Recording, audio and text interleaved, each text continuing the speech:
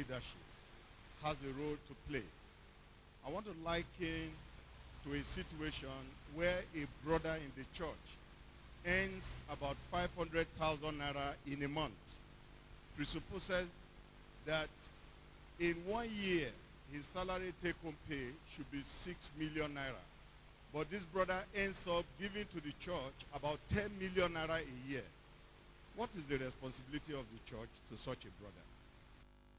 Thank you very much. There's a hand here has been up for quite a while. Please, could you pass the microphone on to the gentleman? I took it for granted because I knew some of those who got up to speak. Please, you just introduce yourself and then go on to the question, please. Thank you. The name is Adekunle Ajiboye. My comment, sir. Comment or question? Question. Okay, please. How can the church have contact without contamination in these times?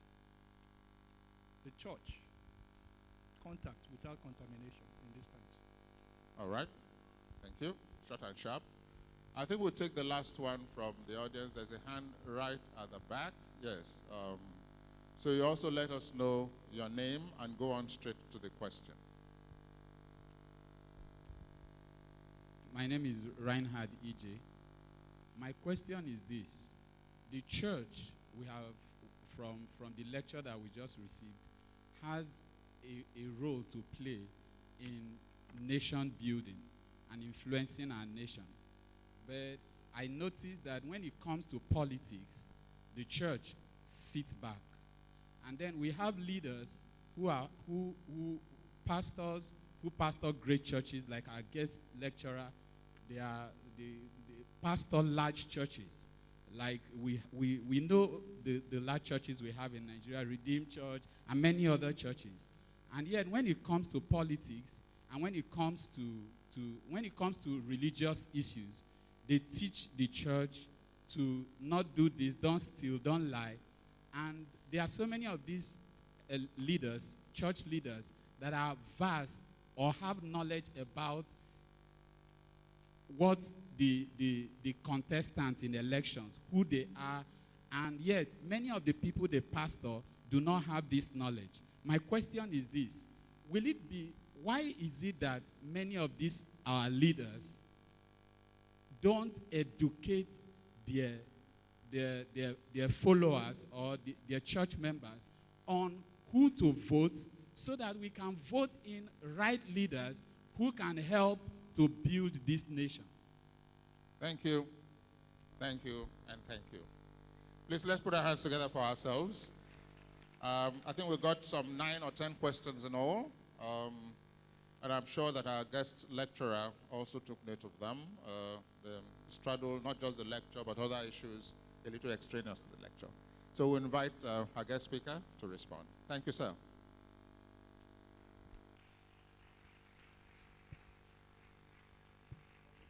I think you can take it from there, sir. Yes, sir.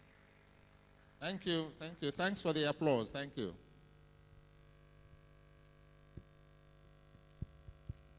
Praise the Lord. Well, I appreciate every question. For from the questions, you get to learn more. The first question comes from the elder statesman that asked, what is wrong with our leaders? With the kind of money they find on them, is something really wrong with them? You don't need anyone to say something is wrong with them. Something definitely is wrong. But I differ when it comes to just blaming leadership. I've heard it so often said that Nigeria's problem is leadership problem. And those who advance that say bottlenecks are always at the top of the bottle. And if a fish is stinking, it stinks from the head. That may be true. But truth be told, what the Word of God says is like people, like priests. Like people, like priests. The leaders come from the same society. Our greatest problem in Nigeria is corrupt value system. That's our greatest problem. And that's what is producing the type of leaders we have. If you imagine that leaders come from inside a box, and the value system in that box is purity, holiness, integrity, when they come out of that box to lead, they will exhibit those attributes. I remember one of the services where I sang the song, Eroju ole omu, omo yo shagbafo, onkashowale. I asked my assistant one of the days that we were here in Abuja, I said, if tomorrow I call you surgeon and say, you have served so well, here is $500,000. Take and go do what you like with it. He said, what will you do? He said, I will say, thank you, sir. Would you ask me where did I get that money from? You will not bother. Your local government chairman has built 6 houses in 4 years, and church pastor is the one leading the congregation to go dedicate it. Don't let's blame the leaders like people, like priests. We have corrupt value systems that is producing what we are going through. Leaders don't come from the space. They come from among us. And we also put unnecessary pressure on them. Sister Odushote, since you have been in the ministry, how many times have I come to you to recommend something to give me a contract? But how many people from church have almost trampled you looking for something or the other? Even when you say no, you become an enemy. That's the situation we have found ourselves in. If we are going to change it, the value system has to change first and foremost. I don't blame leaders alone. Sir, I want to remind you of the situation we have found ourselves in. We all called for it when it was happening. When General Yakubu Gowon did the creation of 12 states, we welcome it. We embraced it. From 12 we went to 18. From 18 we went to somewhere, I don't even know where we are now. And there are still people agitating more. Dr. Salau, who were at the conference together, we ended up saying, okay, create 7 states in every geopolitical zone. And we know we cannot sustain them. We know we need to restructure. But the will and the courage to do it is not there. Because if I touch here, there we cry. If I touch there, here we cry. And we'll continue to beg the issues till thy kingdom come. We states, not more than 4 states, I'm not even sure they're up to 4 anymore, can pay salaries or sustain themselves. But we want to hire permanent secretaries, commissioners, ministers, and keep on doing the same thing and expecting a different result. I asked Mr. President, I asked my brother El-Rufai the same question I'm going to say here. Sir Ahmadu Bello presided over the whole of the northern region, from 1-story building in Kaduna, had 1 minister or commissioner for education for the whole of the north. Now you have 19. And they have their attendant, Mr. Deputy Governor.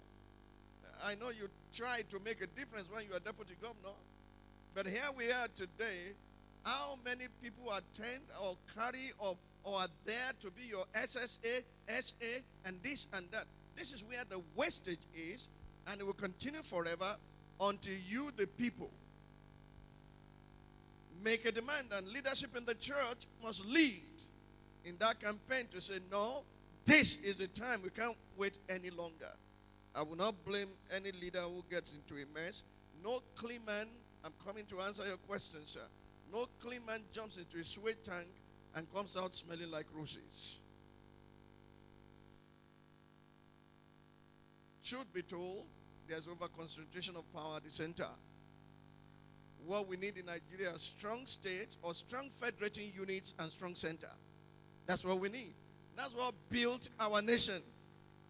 What you call the golden era of the regions is that each region was producing, was maximizing the potentials in their ground, cocoa in the west, granite in the north, hides and skin.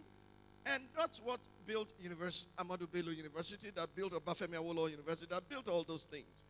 Until we go back there, we're just wasting our time. And I trust God that we'll be able to do so. Question 2 was directed at me. If I regretted participating in Save Nigeria Group, I have no single regret. If I have opportunity, I'll do it again. If you listen to the campaign of Save Nigeria Group, it was not about subsidy. We made it clear all through that period. You can go back to the clips and go listen to all the things we wrote and what we said then. Kill corruption, don't kill Nigerians. It is corruption in the subsidy regime that we're fighting. And what spurred us into action was when they had town hall meetings in Lagos with the Minister of the then Petroleum, Diziani, and a few others, including Sanusi himself. They said, okay, we want to change this, but we want to give it time to explain to people. And January 1, after one town hall meeting, the president said, well, I've made up my mind. I said, well, sovereignty belongs to the people, and we demonstrate it. And we demonstrated that. And we'll do it again and again when time demands for it. Our real focus is to kill corruption and non-Nigerians, and I still stand by that. I have no regrets here. The person asked also, I've mentioned the best of times. How do this best of times get involved? Get interested in what's happening around you. Ask questions. Hold your leaders accountable. One, for example, a speaker of the House in Ogun State came to me, I need your support for my election. I said, fine. Give me 3-4 bills that you pass in the interest of the people. That was the last time she came. We don't ask questions. We venerate them. We exalt them. Get involved. The purpose of government is the welfare and the security of the people. But they secure themselves and take care of themselves. And Nigerian citizens say nothing.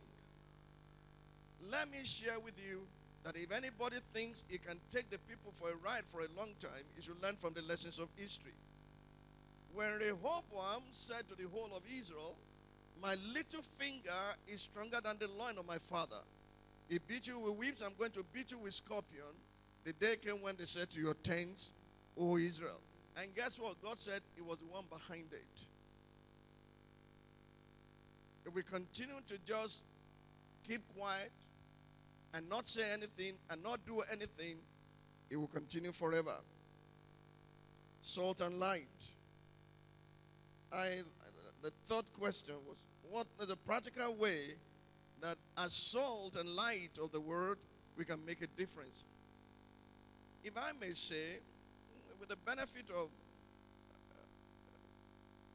hindsight now, and having gone through some churches over the years, I started my career in a Baptist church in 1974, landed in First Square. Rakumi hijacked me from there to Deeper Life. I hijacked myself and went to Redeem. And now I'm at Latter Rain. I've been a rolling stone. You may say I gather no moss, just watch. I'm well polished. I know the things that are going on inside of our churches. Do you understand me? And you can ask, Pastor, did you get born again in First Square?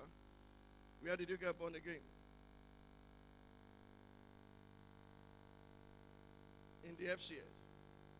That's where you got born again. What church did you go first? It was a Baptist. You see, the pastor is also guilty. We all have a history, but this is where I'm going. Jesus made a clear statement when he gave the commission to the church. Go and make disciples of every nation. That's not what we have done. What we have done is we have made disciples in the nations, but we have not discipled the nations. All the levers of government and economy, we don't participate in it at all. And we have nobody is training how to disciple nations and how to get involved in those things and raise people like arrows shot into those areas to begin to affect the environment. Israel was fruitful, Exodus chapter 1. Israel multiplied. Israel filled the earth, but Israel could not subdue Egypt. They were subdued instead because Joseph, who had any muscle at all, had died. Time had come to begin to prepare our people to, the seven mountain teaching is being, there are extremes to it, but truth be told, God said, you have dwelt on this man for too long a time. Move forward and go possess the mountains of the Amorites. Except we get involved, we become like salt inside salt shaker. We are for decorative accessories on dining table.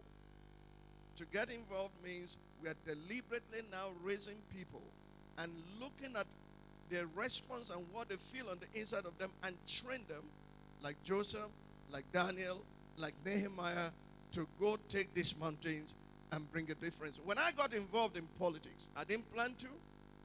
I didn't want to be a politician. I sat in my home when General Buhari called me and said, I would like you to be my running mate. I said, perish the thought, sir. It cannot happen. He said, I want you to pray about it. The first person I went to, heaven is witness, was Pastor Adeboye. He said, this is what this man said. Can you please give me Obiozo so I can give it to General to run with him? He said, no, he's busy with World Bank. I ran to Asiwaju Bola Tinubu. I'm making this public. I've written it in a book. Give me Oshibajo. That was in 2011. I sent Ifeo Yedele to Oshibajo. Give me somebody who is a technocrat who can run with this man, because I don't think the two of us will not clash. You understand me? But nobody was willing to take the risk. I called Niyi Adebayo into my house. You have been a governor before. Come and take this role. He said, if you don't want Tinubu to kill me, I step in there, not because I'm a politician, but because I believe in what I'm teaching, that until we get involved, we cannot bring about any change. Imagine that God did not send his son to the world. The Son of God became the Son of Man. That's the highest compromise that is positive. The Son of God became the Son of Man so that the sons of men can become sons of God. If Jesus took on flesh, we must become all things to all men. And I tell you, we can maintain contact without contamination. That was what Daniel did. He purposed in his heart that he will not defile himself. You have to make up your mind before the dinner is set, or else you will smell it and begin to eat. Always remember that as perverse and as bad as the sons of Eli were, they could not influence Samuel. He was living in the midst of it, but they couldn't influence him. It depends on what has been deposited in you and what has been born into you. Nigeria has a big problem. We don't love our nation. We just scrape the landscape. We use the country. We don't love it. We are born in Nigeria, but Nigeria is not born into us. And until that happens, remember, read your Bible. He said, I will not give sleep to my eyes. If I forget you, Zion, let my right hand forget me. You must get such zeal from God to bring about change in a nation like ours. St. John, St. Peter, church involvement in education, public schools have gone hoary. I went to Christian school from a Muslim background. I went to All Saints Primary School, Kenta Belkuta. And I want you to go back to that school and ask them what happened. I went back there by the grace of God, almost tore it down and redid it for the community at no expense at all. Do you understand me? Those who are blessed by God must go back and give to their communities. Jesus arm. I can't hear you. Jesus arm. Jesus arm. That was not where I was born. That was where I was raised. He put the name of Nazareth on the globe. You can put Ekiti on the globe. You can make a difference. You can put Ilesha on the globe. You can start small and grow big. If you do it and I do it, if every man will clean the front porch of his house, the whole city will become clean in no time. I do not judge those who have invested in schools and are charging high. I don't know how they came by their money. If they took loan to do it, they will have to pay back the loan. But I think it will be totally sacrilegious if it is church fund that was used to build it and members cannot attend. Do you understand? Can't afford such fees. We must find a way of ensuring that scholarship is still available to the brightest and the fittest among those students. Church must go back into that and help raise the next generation. Well, I like one question. I'm looking for it. I can't find it. It was asked by the chairman. Is earning 500,000 per month, which is 6 million a year, but he gave 10 billion. At the pastor took balawa. At home now took ba olila omejeji. Simple as ABC.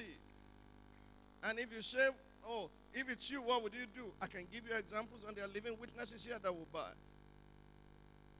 Commodore Shaporore came to church one day and gave a one-time offering of 1.4 million. It was small money now. Back then it was a lot of money. I said, call him for me, because his tithe hitherto had been about 200,000. How did he come by 1.4 million? And he brought the proof. I sold my house in Festa for this much. This is the tithe of it. And I said, thank you, we can take that. Another person brought money and said, take your money perishes with you. Listen, anything you do with blood money is field of blood. Because we don't ask questions anymore, we'll have to now be begging the government for soft landing. I don't want to go into details. These things are bad. We must change from church, from within the church. You want to pass me a paper, sir? Another question. The responsibility of the church. I can't read this handwriting. I remember, I'm going to round up with your question, Brother Dushote. I remember what you said between the porch and the altar and the youth. I have not forgotten that question. I'm coming to it, sir. So, sir, if somebody who is earning 500,000 per annum shows up with 10 billion, Ujinio, except it's an inheritance, he has to prove it. He's a thief and must be called so. And if we don't raise that standard from the pulpit, it will continue forever. I'm waiting for anyone who can challenge me. I say it publicly. Not even from President Buhari or from President Jonathan did I ask for a dime at any given time. I remember with all the help and everything we did for President Jonathan, he said, what can I give you, Pastor? I said, give me a pen and write on it from JEG to GBB. He called, I don't want to mention names, but it's important to say this, not to show off. He called one of his staff, who is the Financial Reporting Council CEO now, or secretary. He said, I asked the man, what can I give you? He said, give me a pen. How can you give a pen to a man? I said, he said, you better give it to him. Brothers and sisters, as he stepped down, he sent a brand new, what car was it? You remember? Brand new Lexus to my house. The person who brought it, I said, come here. Look over there. What's that? He said, it's a Lexus. I said, that's my wife's car. I don't keep the same two type of cars in the compound. Drive it back. I will call the president and say, that's not what I asked for. Do you understand?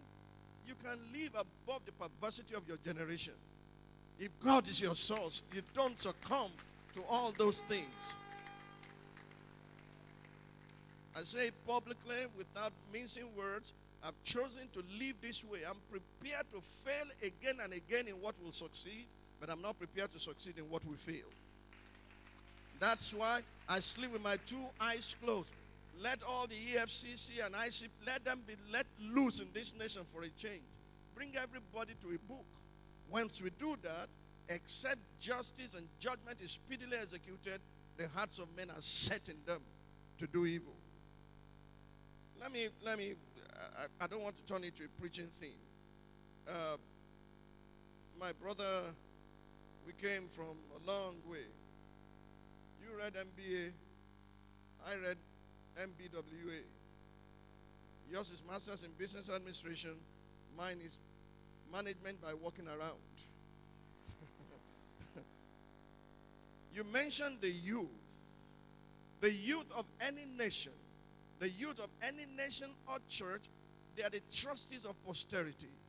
For as long as you remains in the world, the current of civilization will not flow backwards. The problem in the church, sir, is that we have abandoned training. The problem at home is we have abandoned training. We keep on buying toys for our children. My son returned from the United States and said, Dad, the car you have asked me to drive is too small. I'm tall. I said, pull the chair back. And that's the car you'll be driving here because you have not labored for money. I can buy you a brand new car for you to buy. When you start working and you have value for money, then you show me how much you have, I will add to it. He's still driving it today. I can afford it, but I will not retrain my children. Training at home, training in the church is what we need. If you look in the Bible, sir, Brother Odushote, when the Temple of Solomon was being built, there was no noise in the building because every stone was caught at the quarry. And when they brought it in, it just fitted perfectly. The quarry is the training arm of the church. If we start catching them young and not just giving them ice cream and chicken in a Sunday school and telling them to do drama and all they do is dancing and dancing, and we say that is no. At the age of 16, David killed Goliath. At the age of 17, Joseph saw the vision that he would be a world-class ruler. Daniel was in his teenage years in Babylon. You went to theological school. I didn't go anywhere. You didn't go either. Oh, we are birds of the same feather flocking together. Thank you very much. The training we receive, have we been able to communicate the same value to the next generation? Right now, we just want to grow churches. I want to say with great respect, not every growth is good growth. Cancer is also growth. We have to be careful and be thorough that our training arm in the churches and our family value system do not produce hooligans and area boys. I submit the fear of Isaac was what Jacob said. He said, the fear of my father Isaac kept me in the house of Laban. My mother told me when I was leaving Lagos, Abeokuta for Lagos, oh, Leon, Madano, oh, Leon, Madano, oh, Leon, Madano. It became a mantra that, look, I cannot break my mother's heart. She has poured her life into me. I must give her back the satisfaction of, having done well in life. Do we really have time for our children? Do we have time for our young ones in church? Are we teaching them truth? Are we really following them up? Or we just want members and we want income, attendance, and that we take pride in today? How many people are you running in this church? I don't run anybody.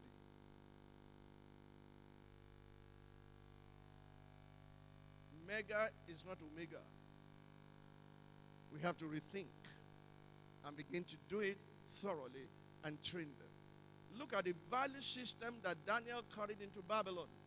Look at the value system that Joseph carried into Egypt. Mrs. Potiphar surrendered herself into the hands of Joseph. He said, look, I'm the only one you are not controlling in this house. I want to give you all. He said, how shall I do this and sin against God? We have abandoned training those children. We cannot, and no one can give what he doesn't have. We need to go back to training and training and training and emphasize it and make sure that our leaders are examples to follow, not mistakes to avoid. I think I've answered to the best of my ability. Sir, who to vote for? I think that should not come from the pulpit. I think no wise leader in the church should begin to push a particular party. It will get you into unnecessary trouble. You don't know the price I had to pay for stepping out. Because Lateran Assembly was not CPC. There were PDP members there. There were Action Congress people there. And when I, as a leader, stepped out, it was a prize, and I had to ensure that they understood that I'm not holding anyone that you must vote for CPC. Vote your conscience. Look at the programs. Look at the agenda. And many people thought that would affect the church. It didn't affect us. Oh, yeah, it shook us. Well, after a while, thank God we didn't even win. It was a blessing that we didn't win. But what needed to be done then has been done. And like I said, those who criticize me most are the beneficiaries of my labor today. Do you understand? We will continue. We now have a Christian vice president. Very soon we'll have a Christian president too. It's doable. Because it is when the righteous are in authority that the people will rejoice. When the wicked rule, the people groan. Nigerians, do you want to continue groaning? And so look for how to vote for righteous people. And I want to say that integrity is not, the church does not have monopoly of integrity. There are people who have integrity who are not Christians. Abimelech said to God, I did it in the integrity of my heart and in the innocence of my hands. And God said, yes, that's why I restrain you from sinning against me. He wasn't a Christian. But we need such men who fear God, who eschew evil, who hate covetousness to run our affairs. The scandalous thing going on in this nation, even right now, is almost confusing that is half a dozen of one and six of the other. But God will help us when you get involved and I get involved. Not just praying, but getting involved in my own little area, in your own little corner, and ensuring that our people are well taught so that they can also discern. I trust God to help us in the days to come. Training, more training, more training, more training, until we raise our own Josephs, raise our own Daniels, raise our own Nehemiahs, raise our own Esther, who know how to carry themselves. I recommend Psalm 144. It says, rescue me from the hand of strange children, whose mouths speak lying words, and whose right hands are the right hand of falsehood. That our sons may be grown up in their youth, that our daughters may be polished after the similitude of a palace, that our barns may be full, affording all manner of produce, that there will be no violence in our street. Happy are the people who are in such a state. Happy are the people whose God is the Lord. Thank you.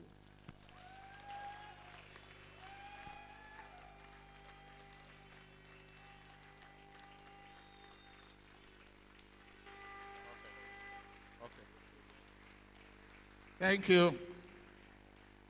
Thank you. Thank you for the standing ovation. We thank you, sir, for the enlightenment, and we thank all of those who intervened. Would share two messages from some of our very distinguished guests. We know the evening is very young, and would hear from two of them. We hope they can keep it short and sharp, like my senior pastor would say.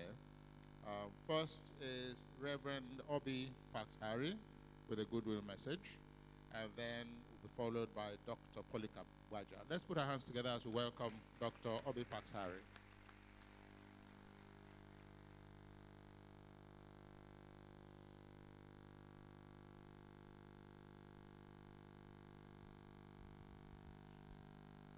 Wow.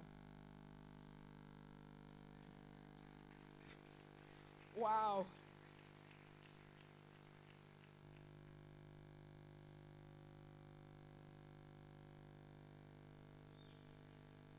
Honestly.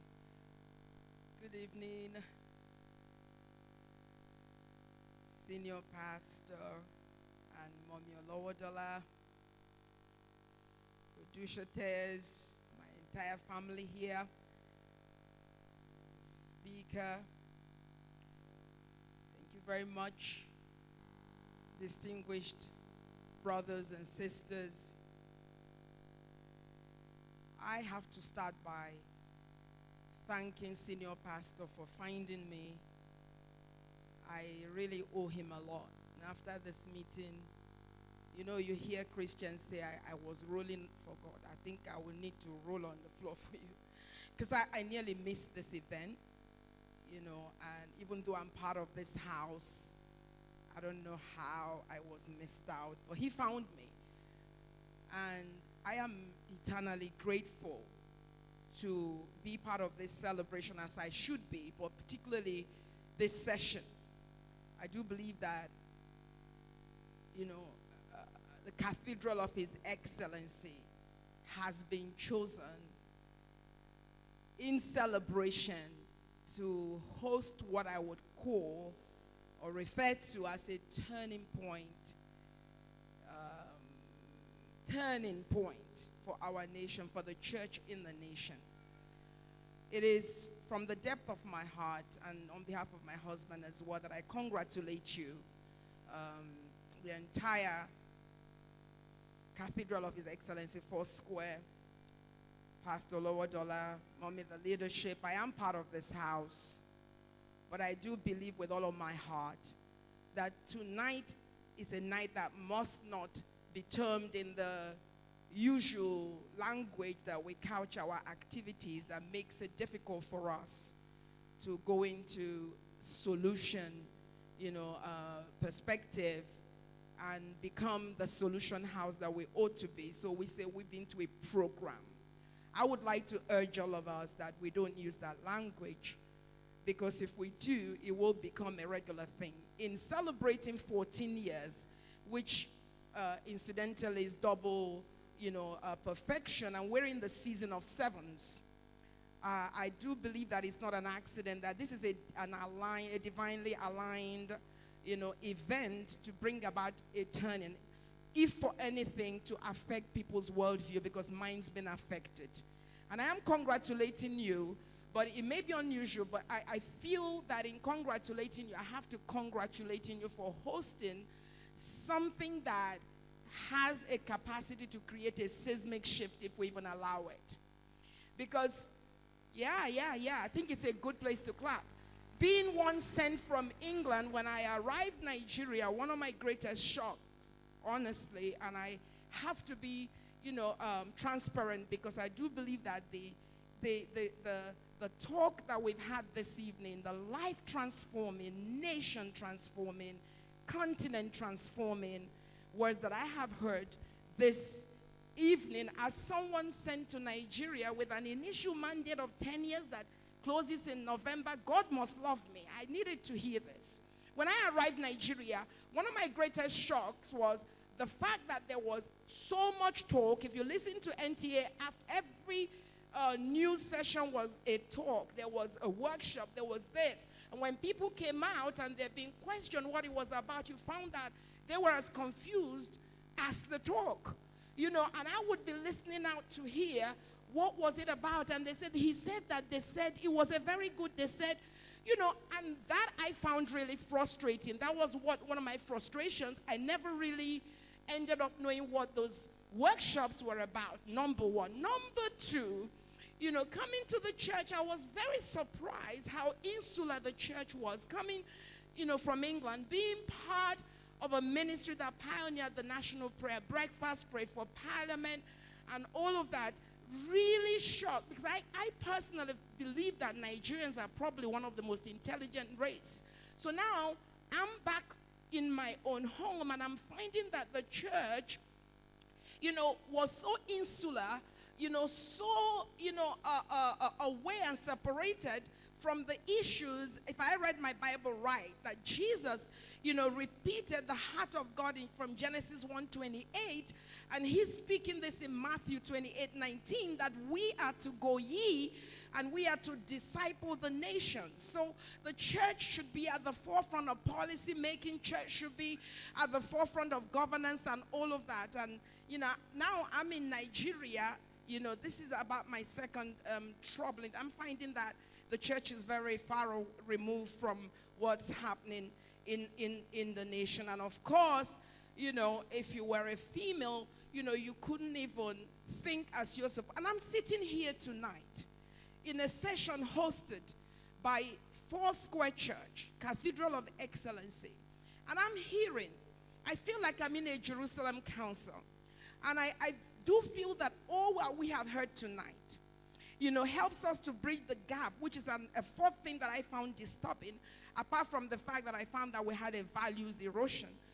I find that tonight we can make that transition, bridge the gap from information to application, which seems to be a real problem.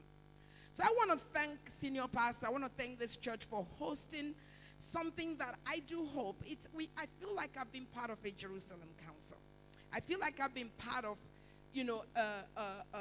a celebration that, if you notice, is different from the norm, but it's taking a governing position to not just prefer, an atmosphere or climate of, solution and resolution, sort of a climate, but that, we can now leave this place, expecting to gather again to deduce strategies to outwork, to administrate what we have heard. So I want to say congratulations to this assembly for hosting an intelligent session that cuts at the heart of what God is wanting for nations, continents, because this is a year that nations are in valley of decisions, and who better to make decisions for nations except those that have been given the mandate to disciple the nations. So I am very grateful, Pastor Lowadola and Mommy and the leadership of this church, the organizers of this celebration. I really celebrate with you. I congratulate you. I believe that heaven is really celebrating you. And sir, Speaker Dr. Bakare, thank you very much. You have touched my life. I've never met you, heard a lot about you. I'm coming from Kafanchan, where his session on Monday was being introduced, and I was asked to speak like this. So I feel that something is about to happen, because I'm coming from where Dr. Bakare is being expected, and it was like a Jerusalem council when I was also asked to speak. So I do believe that this is the rise and a time of the rising of the church. I do believe that this is a time of the manifestation of the sons of God. I do believe that God is giving us ears to hear, and I believe that heaven is celebrating with this assembly for hosting the Messiah in such a way that truly we can become a church that the spirit of reformation can work through to bring about strategies for transforming of our nation. Thank you very much, everybody. Again, I want to say, Senior Pastor, thank you very much for finding me and making sure that I was here. Congratulations, Foursquare. Look forward to celebrating another 14 years with you. Thank you very much. Thank you. Please, let's keep the applause going for our own sister and mother for the goodwill message from one of us, Pastor Obi Paksari. Would also take another goodwill message from another friend of the house. Before I invite him, please permit me to quickly recognize the presence of the District Overseer, Foursquare Nyanya, Reverend Ademola Babatunde. Thank you very much, sir. Thank you. The Senior Pastor, Chapel of Covenant Giants, Abuja, Dr. Muyiwa Dekoya. Thank you. Mrs. Ife Ebosie, Founder, Daughters of the King, and President, Annual First Reel of Nigerian Choirs. Thank you also very much. And of course, we also have from the CBN, a friend of the house, Mr. Tayo Amu. May we now put our hands together as we invite Dr. Polycarp Baja. Dr. Polycarp Baja, please. All right, sir.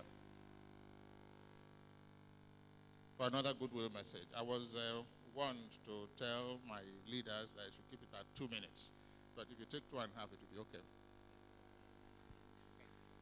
Thank you, sir. Thank you, Reverend Oluwadola and Mama. Thank you very much for giving this gift to Nigeria, which is the word in season.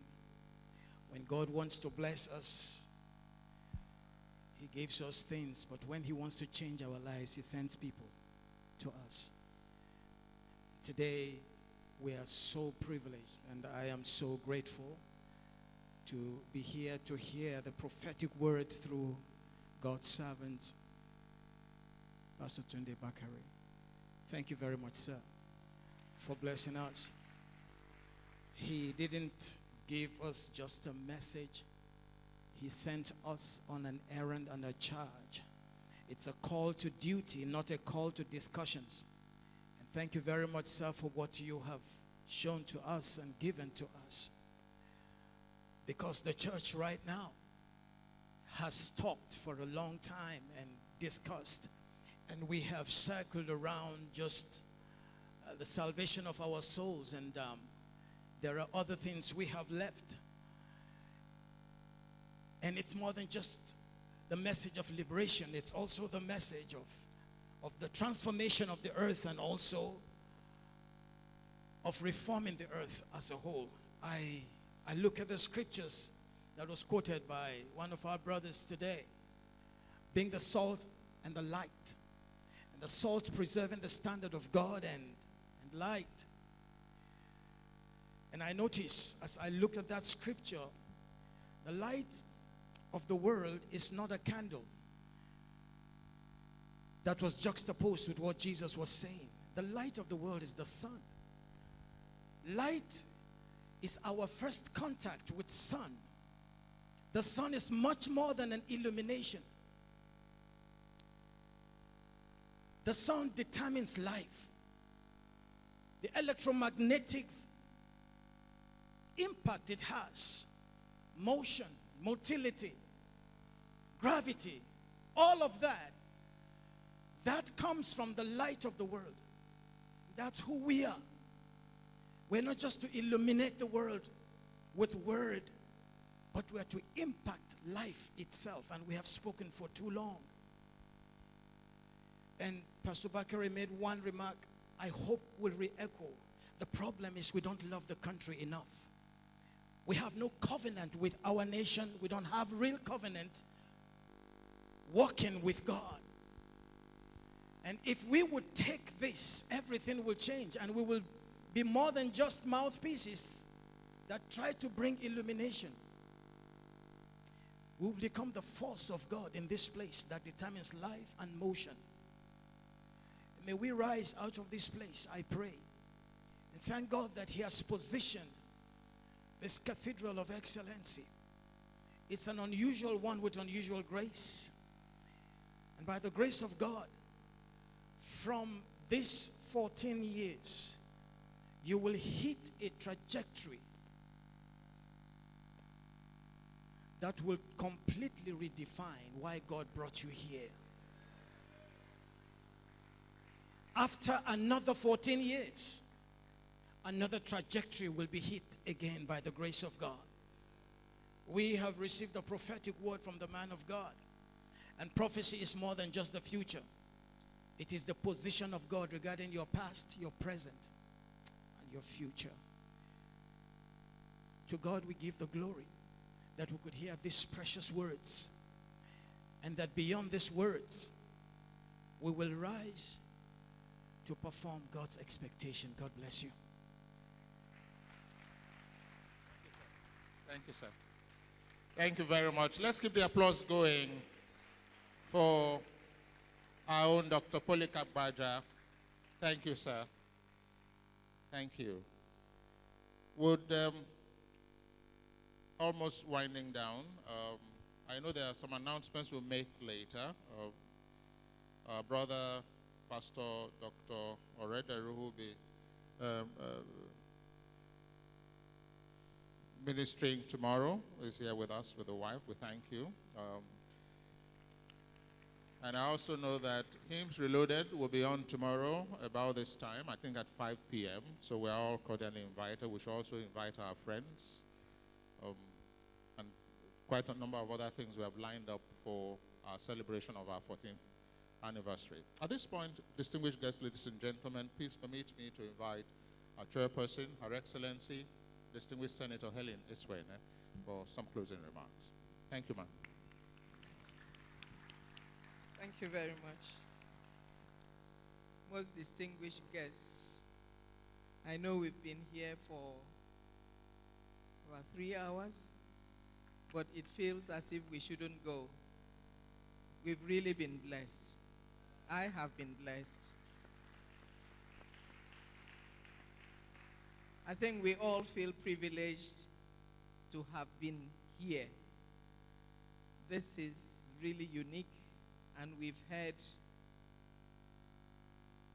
it's not just a lecture. our guest lecturer was speaking from the bottom of his heart. He was giving us his own life experiences. The way we treat our children. Are we mentoring them? Are we doing as we say? Are we doing as we preach? These are the issues. The ministries are filled with Christians. Are they complying with Christian virtues and principles? We need to go back and really have a serious rethink of our lives so that that change that we are looking for in somebody else can start with us.